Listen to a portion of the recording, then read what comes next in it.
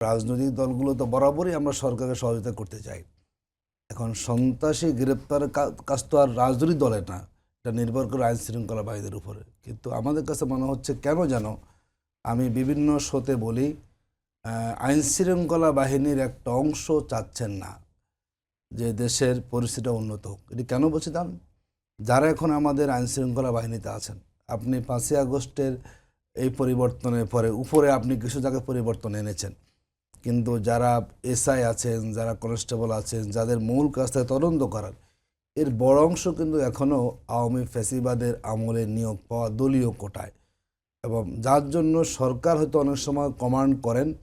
এই কমান্ডগুলো যেভাবে তাদেরকে মাঠে ময়দানে সক্রিয় থেকে তাদের বিভিন্ন দিকগুলোকে ব্যবহার করে সন্ত্রাসীদের গ্রেপ্তার করার কথা ছিল, সেই কাজটা এখন আসলে মাঠ পর্যায়ে সেভাবে হচ্ছে না। আমি আরও বলি, দেখুন, যখন আমরা আওয়ামী লীগের আমলে ছিলাম, কোনো একটা ঘটনা ঘটলে মুহূর্তের মধ্যেই সেখানে তারা আমাদের গ্রেপ্তার করে ফেলতো।